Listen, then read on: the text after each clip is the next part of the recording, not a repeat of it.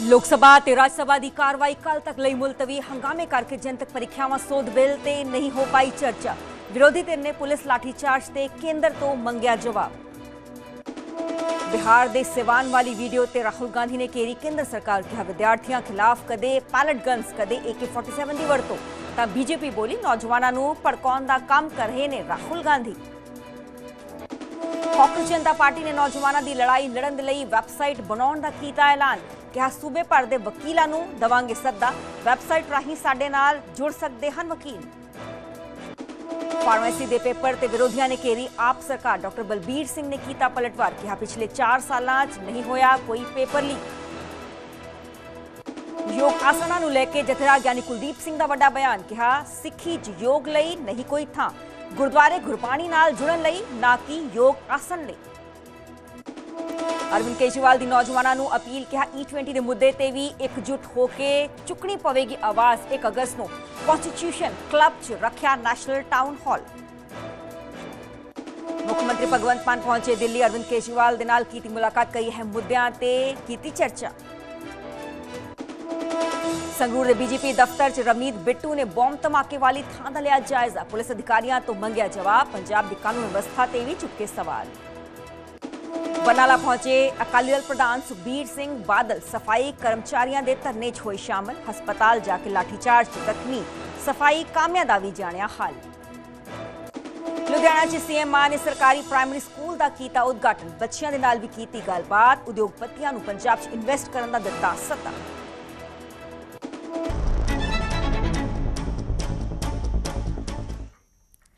सत श्री अकाल जी, मैं हाँ सरबजोत कौर। न्यूज़ 18 पंजाब देख रहे सारे दर्शकों का स्वागत है। सत्तलियां खबरां च असी हर उस इंपॉर्टेंट खबर ते नजर पावांगे जो दिन भर च खास रही, अहम रही।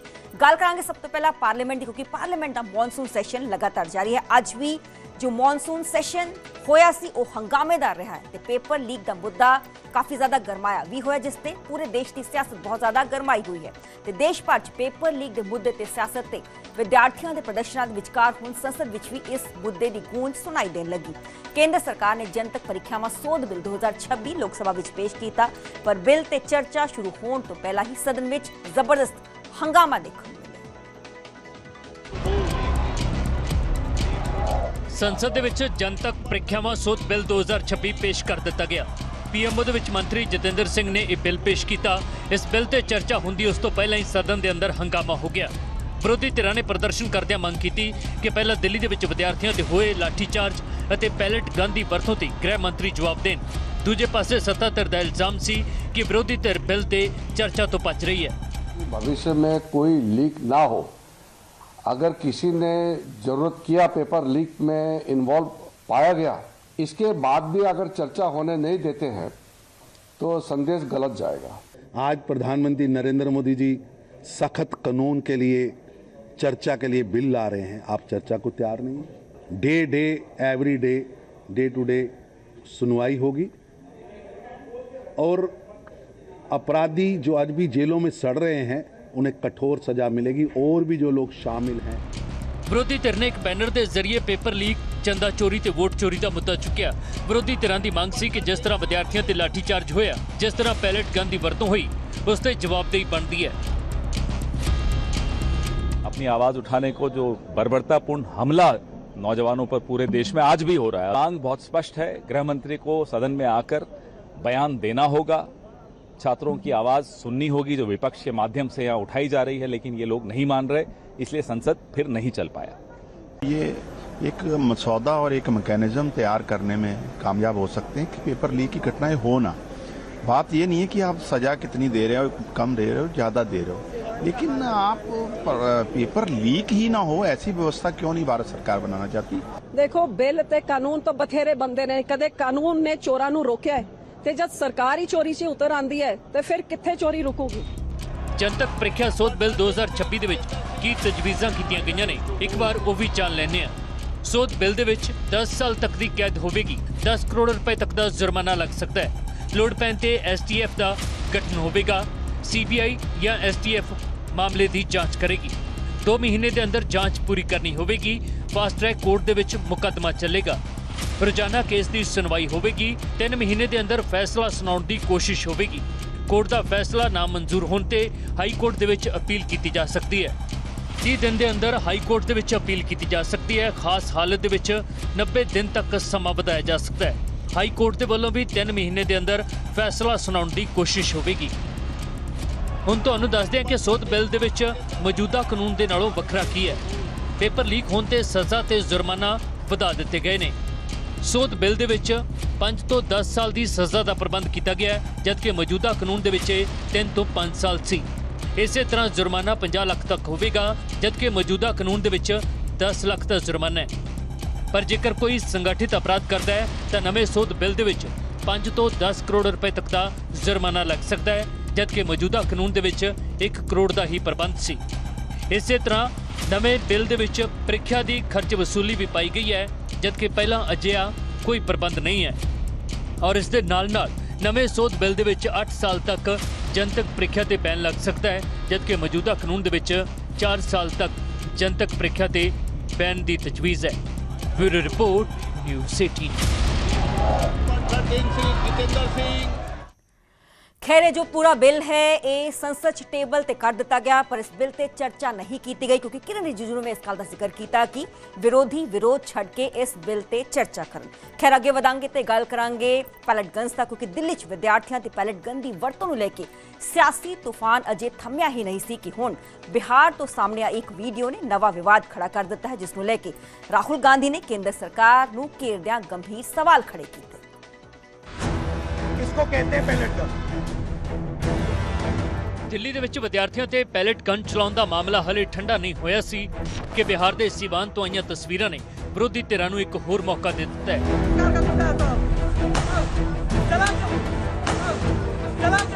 ਵਿਰੋਧੀ ਧਿਰ ਦੇ ਲੀਡਰ ਰਾਹੁਲ ਗਾਂਧੀ ਨੇ ਸੀਵਾਨ ਤੋਂ ਸਾਹਮਣੇ ਆਈ ਇਸ ਵੀਡੀਓ ਨੂੰ ਲੈ ਕੇ ਕੇਂਦਰ ਸਰਕਾਰ ਤੇ ਗੰਭੀਰ ਸਵਾਲ ਖੜੇ ਕਰਦਿਆਂ ਕੇਂਦਰੀ ਗ੍ਰਹਿ ਮੰਤਰੀ ਤੋਂ ਜਵਾਬ ਮੰਗਿਆ।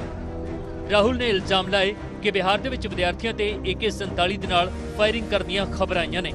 ਦਿੱਲੀ ਦੇ ਵਿੱਚ ਪੈਲੇਟ ਗਨ ਚੱਲੀ ਤਾਂ ਬਿਹਾਰ ਦੇ ਵਿੱਚ AK-47 ਦੀ ਵਰਤੋਂ ਕੀਤੀ ਗਈ। यूपी, पश्चिमी बंगाल, बिहार या दिल्ली सब थावां ते एक ही पैटर्न है। विद्यार्थियों के खिलाफ पूरा सिस्टम ही जानलेवा बन चुके हैं। सैकड़े विद्यार्थी गिरफ्तार किए गए ने अते FIR दर्ज हुई ने। राहुल गांधी के वल्लों लाए गए इल्जामों तो बाद कांग्रेस ने केंद्र सरकार के खिलाफ मोर्चा खोल दिता। सीवान में जिस तरह से AK-47 इस्तेमाल की गई, ये इस देश में पहले कभी नहीं देखा। लेकिन इस गतिरोध को खत्म करने का आखिरकार रास्ता क्या? जिम्मेदारी सरकार की है, रास्ता सरकार को निकालना है। रास्ता स्पष्ट है, आए सदन में आकर बयान दें, माफी मांगें, बताएं कि जिम्मेदारी पैलेट गन्स की कौन ले रहा है। दूजे पासे बीजेपी ने पलटवार करदे इल्जाम लाए कि राहुल गांधी पूरी तरह गैर जिम्मेवारी वाले बयान दे रहे हैं और देश के नौजवानों को भड़काने की कोशिश कर रहे हैं।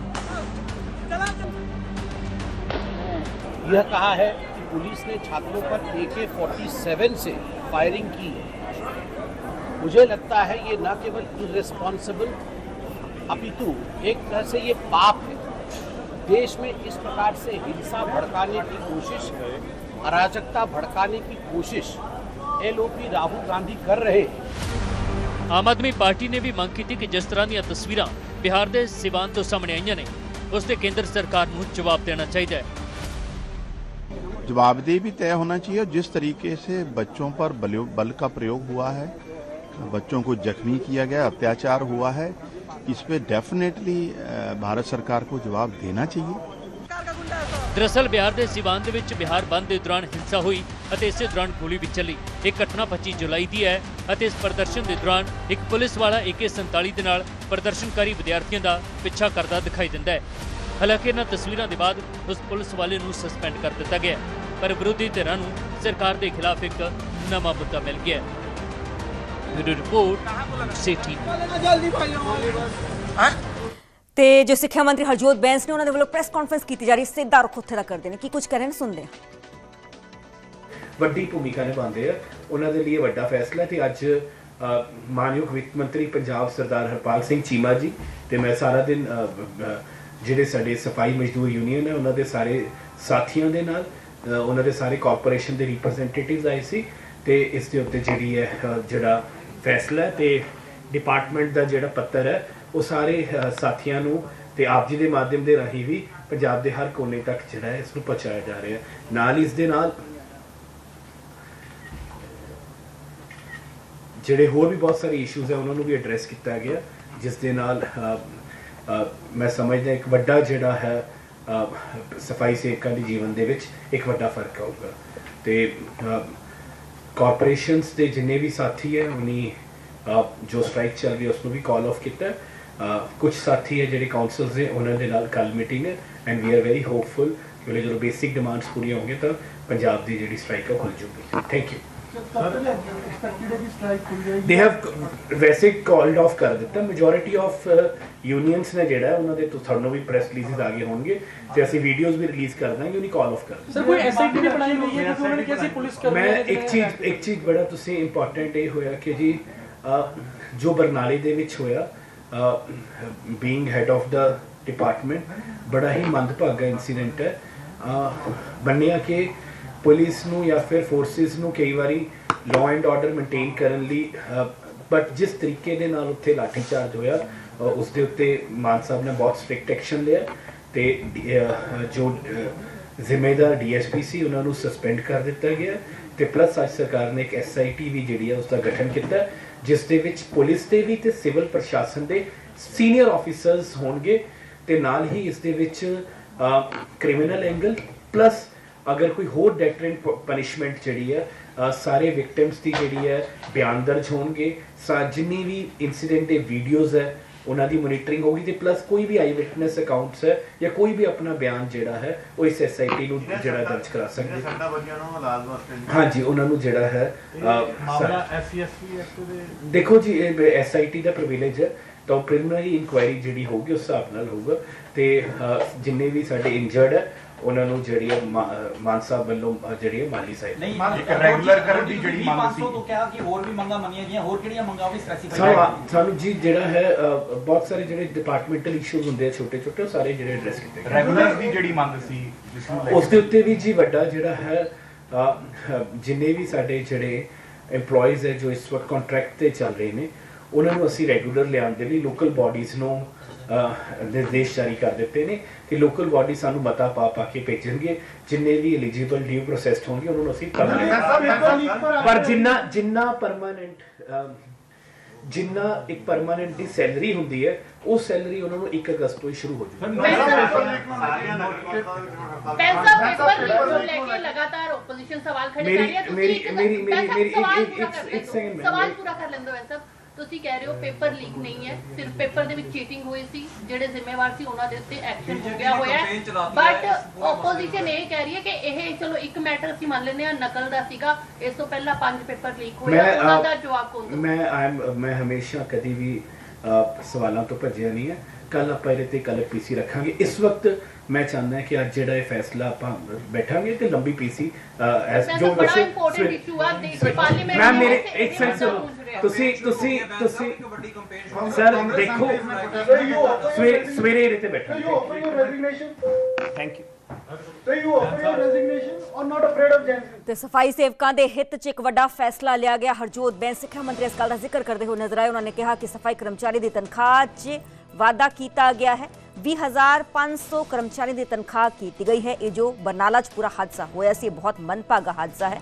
ਸੀਐਮ ਭਗਵੰਤ ਮਾਨ ਦੇ ਵੱਲੋਂ ਇਸ ਤੇ ਸਟ੍ਰਿਕਟ ਐਕਸ਼ਨ ਲਿਆ ਗਿਆ ਹੈ। ਇਸ ਪੂਰੇ ਮਾਮਲੇ ਤੇ ਐਸਆਈਟੀ ਦਾ ਗਠਨ ਕੀਤਾ ਜਾ ਚੁੱਕਿਆ ਹੈ। ਐਸਆਈਟੀ ਇਸ ਪੂਰੇ ਮਾਮਲੇ ਨੂੰ ਲੈ ਕੇ ਜਾਂਚ ਪੜਤਾਲ ਕਰੇਗੀ। ਉਹਨਾਂ ਨੇ ਇਸ ਗੱਲ ਦਾ ਜ਼ਿਕਰ ਵੀ ਕੀਤਾ ਕਿ ਹੁਣ ਸਫਾਈ ਕਰਮਚਾਰੀਆਂ ਦੀ ਜੋ ਹੜਤਾਲ ਹੈ ਉਹ ਖਤਮ ਹੋ ਚੁੱਕੀ ਹੈ ਕਿਉਂਕਿ ਉਹਨਾਂ ਦੀਆਂ ਜੋ ਜਾਇਜ਼ ਮੰਗਾਂ ਨੇ ਉਹ ਮੰਨ ਲਈਆਂ ਗਈਆਂ ਨੇ ਤੇ 20,500 ਕਰਮਚਾਰੀਆਂ ਦੀ ਤਨਖਾਹ ਕਰ ਦਿੱਤੀ ਗਈ ਹੈ ਕਿਉਂਕਿ ਹਾਲ ਫਿਲਹਾਲ 'ਚ ਬਰਨਾਲਾ 'ਚ ਇੰਸੀਡੈਂਟ ਹੋਇਆ ਸੀ ਜਿਸ ਤੇ ਵੱਡੇ ਪੱਧਰ ਤੇ ਸਵਾਲ ਖੜੇ ਹੋ ਰਹੇ ਨੇ। ਪਰ ਹੁਣ ਇਹ ਜੋ ਸਟ੍ਰਾਈਕ ਹੈ ਇਸ ਨੂੰ ਕਾਲ ਆਫ ਕਰ ਦਿੱਤਾ ਗਿਆ ਹੈ। ਬਰਨਾਲਾ 'ਚ ਜੋ ਵੀ ਹੋਇਆ ਬਹੁਤ ਹੀ ਮੰਦਭਾਗਾ ਹੋਇਆ ਇਹ ਕਹਿੰਦੇ ਮੰਤਰੀ ਹਰਜੋਤ ਬੈਂਸ ਕਰਦੇ ਹੋਏ ਨਜ਼ਰ ਆਏ। ਬੈਂਸ ਨੇ ਕਿਹਾ ਕਿ ਬਰਨਾਲਾ ਕੇਸ 'ਚ ਐਸਆਈਟੀ ਦਾ ਗਠਨ ਵੀ ਕੀਤਾ ਜਾ ਚੁੱਕਿਆ ਹੈ। ਇਸ ਪੂਰੇ ਮਾਮਲੇ ਤੇ ਐਸਆਈਟੀ ਆਪਣੇ ਪੱਧਰ ਤੇ ਹੁਣ ਜਾਂਚ ਪੜਤਾਲ ਕਰੇਗੀ ਕਿਉਂਕਿ ਵਿਰੋਧੀਆਂ ਦੇ ਵੱਲੋਂ ਵੱਡੇ ਪੱਧਰ ਤੇ ਸਵਾਲ ਇਸ ਤੇ ਖੜੇ ਕੀਤੇ ਜਾ ਰਹੇ ਸੀ ਕਿ ਮਹਿਲਾਵਾਂ ਤੇ ਕਿਸ ਤਰੀਕੇ ਨਾਲ ਬਲ ਪ੍ਰਯੋਗ ਦਾ ਇਸਤੇਮਾਲ ਕੀਤਾ ਗਿਆ ਕਿਉਂਕਿ ਹਾਲ ਫਿਲਹਾਲ 'ਚ ਇਸ ਦਾ ਜੋ ਨੋਟਿਸ ਹੈ ਇਸ ਪੂਰੀ ਘਟਨਾ ਦਾ ਉਹ ਐਸਸੀ ਕਮਿਸ਼ਨ ਦੇ ਚੇਅਰਮੈਨ ਜਸਵੀਰ ਗੜੀ ਦੇ ਵੱਲੋਂ ਵੀ ਲਿਆ ਗਿਆ। ਬੀਤੇ ਕੱਲ ਉਹ ਹਸਪਤਾਲ ਪਹੁੰਚੇ ਸੀ ਤਾਂ ਉੱਥੇ ਪੀੜਿਤ ਮਹਿਲਾਵਾਂ ਦਾ ਹਾਲ ਚਾਲ ਉਹਨਾਂ ਦੇ ਵੱਲੋਂ ਜਾਣਿਆ ਗਿਆ ਸੀ। ਕਾਬਲੇ ਗੌਰ ਹੈ ਕਿ 28 ਤਰੀਕ ਨੂੰ ਯਾਨੀ ਕਿ ਕੱਲ ਬਰਨਾਲਾ ਪੁਲਿਸ ਨੂੰ ਤਲਬ ਵੀ ਐਸਸੀ ਕਮਿਸ਼ਨ ਦੇ ਚੇਅਰਮੈਨ ਜਸਵੀਰ ਸਿੰਘ ਗੜੀ ਦੇ ਵੱਲੋਂ ਕੀਤਾ ਗਿਆ ਹੈ। ਬਰਨਾਲਾ ਪੁਲਿਸ ਤੋਂ ਜਵਾਬ ਇਸ ਪੂਰੇ ਮਾਮਲੇ ਤੇ ਤਲਬ ਕੀਤਾ ਗਿਆ। ਪੰਜਾਬ ਸਰਕਾਰ ਨੇ ਇਹ ਡਿਸਾਈਡ ਕੀਤਾ ਹੈ ਕਿ 1/8 ਤੋਂ ਅਗਲੇ ਮਹੀਨੇ ਤੋਂ 1 ਅਗਸਤ ਤੋਂ ਪੰਜਾਬ ਦੇ ਸਾਰੇ ਹੀ ਜਿਹੜੇ ਸਫਾਈ ਸੇਵਕ ਤੇ ਸੀਵਰਮੈਨ ਹੈ ਜੋ ਇਸ ਵਕਤ ਕੰਟਰੈਕਟ ਦੇ ਉੱਤੇ ਕੰਮ ਕਰ ਰਹੇ ਆ ਉਹਨਾਂ ਦੀ ਤਨਖਾਹ ਲਗਭਗ 10,500 ਸੀ। ਪਿਛਲੇ ਮਹੀਨੇ ਉਹ ਵੱਧ ਕੇ 14 ਹੋਈ ਤੇ ਹੁਣ ਮਾਨ ਸਾਹਿਬ ਨੇ ਫੈਸਲਾ ਲਿਆ ਕਿ ਉਹਨਾਂ ਦੀ ਤਨਖਾਹ ਜਿੰਨੀ ਇੱਕ ਪਰਮਾਨੈਂਟ ਸਫਾਈ ਸੇਵਕ ਦੀ ਪ੍ਰੋਬੇਸ਼ਨ ਪੀਰੀਅਡ ਹੁੰਦੀ ਹੈ 20,500 ਤਾਂ 20,500 ਕਰ ਦਿੱਤੀ ਗਈ ਹੈ। ਇਸ ਦੇ ਨਾਲ ਹਜ਼ਾਰਾਂ ਹੀ ਸਫਾਈ ਸੇਵਕਾਂ ਤੇ ਸੀਵਰਮੈਨਾਂ ਦੀ ਜ਼ਿੰਦਗੀ ਦੇ ਵਿੱਚ ਜਿਹੜਾ ਵੱਡਾ ਫਰਕ ਆਊਗਾ। ਸਾਡੇ ਸਾਰੇ ਸਤਿਕਾਰਯੋਗ ਸਫਾਈ ਸੇਵਕ ਜੋ ਪੂਰੇ ਪੰਜਾਬ ਨੂੰ, ਸਾਡੇ ਸ਼ਹਿਰਾਂ ਨੂੰ, ਸਾਡੇ ਕਸਬਿਆਂ ਨੂੰ, ਸਾਡੇ ਨਗਰ ਪੰਚਾਇਤਾਂ, ਸਾਡੀ ਕੌਂਸਲਾਂ ਤੇ ਸਾਡੀ ਕਾਰਪੋਰੇਸ਼ਨਸ ਨੂੰ ਸਾਫ਼ ਕਰਨ ਦੇ ਵਿੱਚ ਵੱਡੀ ਭੂਮਿਕਾ ਨਿਭਾਉਂਦੇ ਆ। ਪੰਜਾਬ ਸਰਕਾਰ ਤੇ ਮੇਰੇ ਸਹਿਯੋਗੀ ਵਿਨੇਸ਼ ਕਟਾਰੀਆ ਲਾਈਵ जुड़े हुए ने। विनेश, ये स्ट्राइक कई दिनों तो चल रही थी तो हुण जायज़ मंगा मान लिया गया ने, इस स्ट्राइक को कॉल ऑफ कर दिता गया है? बिल्कुल सर, देखो हम तो कुछ मिनट पहले ही ਜਿਹੜੇ local bodies minister Harjot Singh Bains ਉਹਨਾਂ ਵੱਲੋਂ ਇੱਕ ਪ੍ਰੈਸ ਕਾਨਫਰੰਸ ਕਰਕੇ ਬਕਾਇਦਾ ਇਸ ਗੱਲ ਦੀ ਜਾਣਕਾਰੀ ਦਿੱਤੀ ਗਈ ਕਿ ਜਿਹੜੀਆਂ ਮੰਗਾਂ ਸੀ ਮੇਨ ਪੇ ਸਕੇਲ ਵਾਲੀ ਸੀਗੀ ਜਿਹੜੀ ਪੇ ਸਕੇਲ ਆਲਮੋਸਟ ਡਬਲ ਕਰਤਾ 10,500 ਸੀਗਾ ਹੁਣ 20,500 ਕਰਤਾ। ਜਿਹੜਾ ਇੱਕ ਰੈਗੂਲਰ ਸਫਾਈ ਸੇਵਕ ਨੂੰ ਮਿਲਦਾ ਹੈ ਉਹੀ ਜਿਹੜਾ ਕੰਟਰੈਕਚੁਅਲ ਹੈ ਉਹਨੂੰ ਮਿਲੂਗਾ ਹੁਣ ਤੇ ਇਹ ਇੰਪਲੀਮੈਂਟ ਹੋਊਗਾ 1 ਅਗਸਤ ਤੋਂ, ਯਾਨੀ ਜੁਲਾਈ ਦੇ ਮਹੀਨੇ ਵਿੱਚ। ਆਪਾਂ ਜੁਲਾਈ ਦੇ ਲਾਸਟ ਲੈਗ ਵਿੱਚ ਆ ਤੇ ਅਗਲੇ ਮਹੀਨੇ ਤੋਂ ਜਿਹੜੀ ਤਨਖਾਹ ਹੈ ਇਹ ਇੰਪਲੀਮੈਂਟ ਹੋਊਗੀ। ਇਸ ਤੋਂ ਇਲਾਵਾ ਬਰਨਾਲਾ ਕੇਸ ਵਿੱਚ ਜਿਹੜਾ ਬਰਨਾਲੇ ਵਿੱਚ ਬੜਾ ਮੰਦਭਾਗਾ ਇਨਸੀਡੈਂਟ ਹੋਇਆ ਸੀਗਾ, ਲਾਠੀਆਂ ਚੱਲੀਆਂ ਸੀਗੀਆਂ ਸਫਾਈ ਕਰਮਚਾਰੀਆਂ ਤੇ, ਉਸ ਸੰਬੰਧੀ ਜਦੋਂ local bodies minister Harjot Singh Bains ਨਾਲ ਗੱਲਬਾਤ ਕੀਤੀ ਗਈ ਤਾਂ ਉਹਨਾਂ ਨੇ ਦੱਸਿਆ ਕਿ SIT ਦਾ ਬਕਾਇਦਾ ਗਠਨ ਕਰ ਦਿੱਤਾ ਗਿਆ ਕਿ CM ਪੰਜਾਬ ਖੁਦ ਇਸ ਮਾਮਲੇ ਨੂੰ ਲੈ ਕੇ ਬਹੁਤ ਗੰਭੀਰ ਹੈ। ਜਿਹੜੇ ਲੋਕਲ DSP ਸੀ ਸਤਵੀਰ ਸਿੰਘ ਬੈਂਸ ਉਹਨਾਂ ਨੂੰ ਸਸਪੈਂਡ ਕਰ ਦਿੱਤਾ ਗਿਆ ਸੀਗਾ ਤੇ SIT ਦਾ ਗਠਨ ਕਰ ਦਿੱਤਾ ਗਿਆ ਜਿੰਦੇ ਵਿੱਚ ਸਿਵਿਲੀਅਨ ਵੀ ਹੋਣਗੇ ਤੇ ਪੁਲਿਸ ਮੁਲਾਜ਼ਮ ਵੀ ਹੋਣਗੇ ਤੇ ਜੋ ਵੀ ਆਪਦੇ ਗ੍ਰੀਵੈਂਸਿਸ ਹੈ, ਸਾਰੀਆਂ ਵੀਡੀਓਜ਼ ਫੋਟੋਗ੍ਰਾਫਸ ਜੋ ਵੀ ਵਾਇਰਲ ਹੋ ਰਹੀਆਂ ਉਹਨਾਂ ਨੂੰ ਕੰਸੀਡਰ ਕੀਤਾ ਜਾਊਗਾ ਤੇ ਜੋ ਵੀ ਕਿਸ ਦੇ ਵੀ ਗ੍ਰੀਵੈਂਸਿਸ ਹੈ, ਭਾਵੇਂ ਕੋਈ ਸਿਵਿਲੀਅਨ ਹੋਵੇ, ਭਾਵੇਂ ਕੋਈ ਸਫਾਈ ਕਰਮਚਾਰੀ ਹੋਵੇ ਜਾਂ ਕੋਈ ਵੀ ਹੋਵੇ ਜਿਸ ਨੂੰ ਉਸ ਕੇਸ ਸੰਬੰਧੀ ਜਾਣਕਾਰੀ ਹੈ, SIT ਨੂੰ ਜਾ ਕੇ ਆਪਦੀ ਜਾਣਕਾਰੀ ਦੇ ਸਕਦੇ ਤੇ SIT ਉਸ ਸੰਬੰਧੀ ਬਿਆਨ ਦਰਜ ਕਰੂਗੀ। ठीक है, चलो बहुत बहुत शुक्रिया विनेश सानू पूरी जानकारी देने दे लई ते जायज़ मंगा मान लिया गया ने। हालांकि ये जो पूरे मामले ते SIT का गठन भी कर दिता गया है ते SIT इस पूरे मामले लेके जांच पड़ताल करेगी। मंत्री हरजोत बैंस कहते हुए नजर आए कि इस पूरे मामले नू मॉनिटर खुद CM भगवंत मान कर रहे हैं।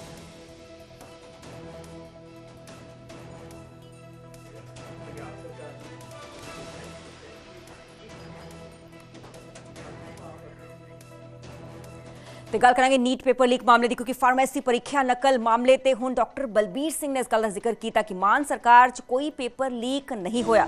ਪਿਛਲੇ 4 ਸਾਲਾਂ 'ਚ ਕੋਈ ਵੀ ਪੇਪਰ ਲੀਕ ਨਹੀਂ ਹੋਇਆ। ਡਾਕਟਰ ਬਲਬੀਰ ਸਿੰਘ ਜੋ ਸਿਹਤ ਮੰਤਰੀ ਨੇ ਇਸ ਗੱਲ ਦਾ ਜ਼ਿਕਰ ਕਰਦੇ ਹੋਏ ਨਜ਼ਰ ਆਏ। ਡਾਕਟਰ ਬਲਬੀਰ ਨੇ ਕਿਹਾ ਕਿ ਵਿਰੋਧੀ ਦੱਸਣ ਕਿ ਕਿਹੜਾ ਪੇਪਰ ਲੀਕ ਹੋਇਆ ਹੈ। ਵਿਰੋਧੀਆਂ ਦੇ ਵੱਲੋਂ ਗਲਤ जो प्रचार है वो किया जा रहा है। आम आदमी पार्टी पहली सरकार है जिसने सारे वादे पूरे किए। 4.5 साल में एक भी पेपर लीक नहीं हुआ है। कोई बताएं तो सही ना कौन सा पेपर लीक हुआ है? गलत प्रचार कर रहे हैं, पॉलिटिकली मोटिवेटेड है, इनके पास कुछ नहीं है। मतलब ये पहली सरकार है जिसने सारे वादे पूरे करके लोगों में अपना रिपोर्ट कार्ड पेश कर रही है। अब इन पहले तो ये कहते थे कि औरतों के पैसे नहीं दिए उन्होंने, अब वो भी दे दिए तो अब इनके पास कुछ रह ही नहीं गया। कूड़ प्रचार कर रहे हैं, कूड़ प्रचार, झूठ। हमारी डिमांड है 5 पेपर लीक हो गए पंजाब के अंदर। 5 लाख से अधिक लोग जो थे वो प्रभावित हुए हैं उस पेपर लीक की वजह से। तो हमारी मांग है जिस प्रकार से ये कानून उनके ऊपर भी लागू होना चाहिए, जो कानून लेकर आ रही है सेंट्रल सरकार, पंजाब स्टेट्स के ऊपर भी लागू होना चाहिए जहां पर पेपर लीक हुआ है। पहुंचे क्यों नहीं आज तक पंजाब? तुसी पहुंचोगे? मांगदे क्यों नहीं इस्तीफा हरजोत बैंस ते डॉक्टर बलबीर हेल्थ मिनिस्टर दा, एजुकेशन मिनिस्टर दा? वांगचुक साहब सिसोदिया कहंदा सी इहनू बनाओ यूनियन एजुकेशन मिनिस्टर। हुण तां हस्पताल तो बाहर मैं हरजोत नू कढ के एजुकेशन मिनिस्टर नू कढ के बनान ना उत्थे पंजाब दा एजुकेशन मिनिस्टर। जवाब देन, काकरोच जनता पार्टी भी दवे ते आम आदमी पार्टी भी दवे। ਜਦੋਂ ਮੈਂ ਕਿਹਾ ਹੈ ਕਿ ਨਕਲ ਉਹ ਹੁੰਦੀ ਹੈ ਜਿਹੜੇ ਇਸ ਐਗਜ਼ਾਮ ਆਪਾਂ ਹਾਲ 'ਚ ਬੈਠੇ ਇੱਥੇ ਹੀ ਹੋ ਜਾਏ। ਜੇ ਇੱਥੋਂ ਬਾਹਰ ਕੋਈ ਚਲੇ ਜਾਂਦਾ ਹੈ, ਜੇ ਪੇਪਰ ਬਾਹਰ ਗਿਆ ਸੋਲਵ ਹੋ ਕੇ ਉਹਦਾ ਪੇਪਰ ਕਰਾਇਆ ਜਾ ਰਿਹਾ ਹੈ ਤੇ ਪੇਪਰ ਲੀਕੇਜ ਨਹੀਂ ਤੇ ਕੀ ਹੈ? ਹਾਲ ਤੋਂ ਪੇਪਰ ਬਾਹਰ ਗਿਆ ਤੇ ਟਾਈਮ ਬਲੂਟੂਥ ਰਾਹੀਂ ਕਰਾਇਆ ਜਾ ਰਿਹਾ ਨਾ, ਉਹ ਸੈਂਟਰ ਤੋਂ ਬਾਹਰ ਗਏ ਪੇਪਰ ਤੇ ਪੇਪਰ ਲੀਕੇਜ ਨਹੀਂ ਹੋਏਗੀ ਤੇ ਹੋਰ ਕੀ ਹੋਏਗਾ? ਤੇ ਗੱਲ ਕਰਾਂਗੇ E20 ਦੀ। E20 ਨਫਾ ਹੈ ਜਾਂ ਨੁਕਸਾਨ ਹੈ, ਕਿਉਂਕਿ E20 ਪੈਟਰੋਲ ਨੂੰ ਲੈ ਕੇ ਦੇਸ਼ ਭਰ ਵਿੱਚ ਬਹਿਸ ਤੇਜ਼ ਹੋ ਗਈ ਹੈ। ਇੱਕ ਪਾਸੇ ਸਰਕਾਰ ਇਸ ਨੂੰ ਊਰਜਾ ਸੁਰੱਖਿਆ ਕਿਸਾਨਾਂ ਦੀ ਆਮਦਨ ਅਤੇ ਪ੍ਰਦੂਸ਼ਣ ਘਟਾਉਣ ਵਾਲੀ ਨੀਤੀ ਦੱਸ ਰਹੀ ਹੈ, ਉੱਥੇ ਵਿਰੋਧੀ ਧਿਰ ਅਤੇ ਕੁਝ ਵਰਗ ਇਸ ਦੇ ਪ੍ਰਭਾਵਾਂ ਤੇ ਕਈ ਤਰ੍ਹਾਂ ਦੇ ਸਵਾਲ ਖੜੇ ਕਰ ਰਹੇ ਹਨ। ਨੀਟ ਪੇਪਰ ਲੀਕ ਵਾਲਾ ਮਾਮਲਾ ਹਾਲੇ ਠੰਡਾ ਨਹੀਂ ਪਿਆ ਕਿ E20 ਪੈਟਰੋਲ ਦਾ ਮੁੱਦਾ ਫਿਰ ਤੋਂ ਜ਼ੋਰ ਫੜਨ ਲੱਗਿਆ। ਸਮਾਜ ਦੇ ਵੱਖ-ਵੱਖ ਵਰਗਾਂ 'ਚੋਂ ਇਸ ਮੁੱਦੇ ਤੇ ਚਿੰਤਾਵਾਂ ਪ੍ਰਗਟ ਕੀਤੀਆਂ ਜਾ ਰਹੀਆਂ ਸਨ ਤੇ ਹੁਣ ਆਮ ਆਦਮੀ ਪਾਰਟੀ ਇਸ ਮਸਲੇ ਤੇ ਵੱਡੀ ਕੈਂਪੇਨ ਚਲਾਉਣ ਜਾ ਰਹੀ ਹੈ। ਆਮ ਆਦਮੀ ਪਾਰਟੀ ਨੇ ਦਿੱਲੀ ਦੇ ਕਨਸਟੀਟਿਊਸ਼ਨ ਕਲੱਬ 'ਚ national town hall against E20 ਸੱਦਿਆ ਹੈ। ਅਰਵਿੰਦ ਕੇਜਰੀਵਾਲ ਨੇ ਨੌਜਵਾਨਾਂ ਨੂੰ ਅਪੀਲ ਕੀਤੀ ਹੈ ਕਿ E20 ਦੇ ਮੁੱਦੇ ਤੇ ਵੀ ਇਕਜੁੱਟ ਹੋ ਕੇ ਉਹ ਆਪਣੀ ਆਵਾਜ਼ ਚੁੱਕਣ। कार्यक्रम हम आयोजित कर रहे हैं national town hall against E20। इसमें हमें उम्मीद है कि हजारों लोग पार्टिसिपेट करेंगे। ਉੱਥੇ ਪੰਜਾਬੀ ਗਾਇਕ ਰੇਸ਼ਮ ਅਨਮੋਲ ਨੇ ਦਾਅਵਾ ਕੀਤਾ ਹੈ ਕਿ ਉਹਨਾਂ ਦੀ 1.5 ਕਰੋੜ ਦੀ ਨਵੀਂ ਡਿਫੈਂਡਰ ਗੱਡੀ E20 ਪੈਟਰੋਲ ਪਾਉਣ ਤੋਂ ਬਾਅਦ ਖਰਾਬ ਹੋ ਗਈ। ਉਹਨਾਂ ਨੇ ਦੱਸਿਆ ਕਿ ਗੱਡੀ ਦਾ ਫਿਊਲ ਪੰਪ ਖਰਾਬ ਹੋ ਗਿਆ, ਜਿਸ ਕਰਕੇ ਉਹ ਬਦਲਵਾਉਣਾ ਪਿਆ। ਰੇਸ਼ਮ ਅਨਮੋਲ ਨੇ ਕਿਹਾ ਕਿ ਉਹਨਾਂ ਨੇ ਇਹ ਗੱਡੀ ਕਰੀਬ 8 ਮਹੀਨੇ ਪਹਿਲਾਂ ਖਰੀਦੀ ਸੀ। तो ब्रांड न्यू गड्डी है, एक सर्विस हुई है तो चलती बंद हो गई। मैं कंपनी ਨੂੰ फोन किया, कहते जी अजकल फ्यूल 'ਚ प्रॉब्लम आ रही है, ਤੁਸੀਂ ਸਾਨੂੰ चेक कराओ। ਗੱਡੀ ਭੇਜੀ, ਉਹਨਾਂ ਨੇ ਕਿਹਾ ਫਿਊਲ ਪੰਪ ਖਰਾਬ ਹੋ ਗਿਆ, ਇਹਨੂੰ ਚੇਂਜ ਕਰਨਾ ਪੈਣਾ ਤੇ ਪਿੱਛੋਂ ਕਹਿੰਦੇ ਫਿਊਲ 'ਚ ਪ੍ਰੋਬਲਮ ਆ ਰਹੀ ਹੈ, ਪਿਓਰ ਪੈਟਰੋਲ ਚਾਹੀਦਾ XP 100। ਉਹ ਕਹਿੰਦੇ ਸਾਡੇ ਕੋਲ ਹੈ ਹੀ ਨਹੀਂ। ਮੈਂ ਕਿਹਾ ਉਹ ਨਹੀਂ ਹੈਗਾ, 95 ਹਾਈ ਸਪੀਡ ਦੇ ਦਿਓ। ਉਹ ਕਹਿੰਦੇ ਉਹ ਵੀ ਨਹੀਂ ਹੈਗਾ। ਤੇ ਮੈਂ ਸਰਕਾਰ ਨੂੰ ਰਿਕੁਐਸਟ ਕਰਦਾ, ਤੁਸੀਂ ਜਾਂ ਤਾਂ ਕੋਈ ਲਿਸਟ ਜਾਰੀ ਕਰ ਦਿਓ ਕਿ ਫਲਾਣੇ ਪੰਪ ਤੋਂ ਤੁਸੀਂ ਤੇਲ ਭਰਾ ਸਕਦੇ ਹੋ। ਦੂਜੇ ਪਾਸੇ ਭਾਰਤ ਸਰਕਾਰ ਦਾ ਸਟੈਂਡ ਹੈ ਕਿ ਇਥਨੋਲ ਬਲੈਂਡਿੰਗ ਨੀਤੀ ਦੇਸ਼ ਦੀ ਊਰਜਾ ਸੁਰੱਖਿਆ, ਕਿਸਾਨਾਂ ਦੀ ਆਮਦਨ ਅਤੇ ਵਾਤਾਵਰਣ ਲਈ ਲਾਭਦਾਇਕ ਹੈ। ਸਰਕਾਰ ਦਾ ਕਹਿਣਾ ਹੈ ਕਿ ਪੈਟਰੋਲ ਵਿੱਚ ਐਥਨੋਲ ਮਿਲਾਣ ਦੇ ਨਾਲ ਕੱਚੇ ਤੇਲ ਦੀ ਦਰਾਮਦ ਘਟੇਗੀ ਅਤੇ ਵਿਦੇਸ਼ੀ ਮੁਦਰਾ ਦੀ ਬਚਤ ਹੋਵੇਗੀ। ਪਰ ਦੂਜੇ ਪਾਸੇ ਲੋਕਾਂ ਦੀ ਚਿੰਤਾ ਹੈ ਕਿ ਉਹਨਾਂ ਦੀਆਂ ਪੈਟਰੋਲ ਗੱਡੀਆਂ ਦੀ ਮਾਈਲੇਜ ਘਟ ਗਈ ਹੈ, ਗੱਡੀਆਂ ਦੇ ਪੁਰਜੇ ਖਰਾਬ ਹੋ ਰਹੇ ਨੇ। E20 ਪੈਟਰੋਲ ਤੇ ਸਰਕਾਰ ਦੇ ਆਪਣੇ ਤਰਕ ਹੋ ਸਕਦੇ ਨੇ, ਪਰ ਲੋਕਾਂ ਦੀ ਸਮੱਸਿਆ ਨੂੰ ਸਮਝਣਾ ਤੇ ਉਸ ਦਾ ਹੱਲ ਕਰਨਾ ਵੀ ਸਰਕਾਰ ਦੀ ਜ਼ਿੰਮੇਵਾਰੀ ਹੈ। Bureau report, news 18 Punjab. ਤੇ ਗੱਲ ਕਰਾਂਗੇ ਮੋਹਾਲੀ ਦੀ। ਮੋਹਾਲੀ ਦੇ ਸੈਕਟਰ 83 ਚ ਪੁਲਿਸ ਅਤੇ ਬਦਮਾਸ਼ਾਂ ਦੇ ਵਿਚਾਲੇ ਫਾਇਰਿੰਗ ਹੋਣ ਦੇ ਕਰਕੇ 2 ਬਦਮਾਸ਼ ਗੰਭੀਰ ਜ਼ਖਮੀ ਹੋ ਗਏ, ਜਦਕਿ ਇੱਕ ਬਦਮਾਸ਼ ਨੂੰ ਪੁਲਿਸ ਨੇ ਕਾਬੂ ਕਰ ਲਿਆ। ਇਲਜ਼ਾਮ ਹੈ ਕਿ ਇਹ ਤਿੰਨੋਂ ਬਦਮਾਸ਼ ਕੁਝ ਦਿਨ ਪਹਿਲਾਂ ਹੀ ਪੁਲਿਸ ਦੀ ਟੀਮ ਤੇ ਫਾਇਰਿੰਗ ਕਰਕੇ ਫਰਾਰ ਹੋਏ ਸਨ।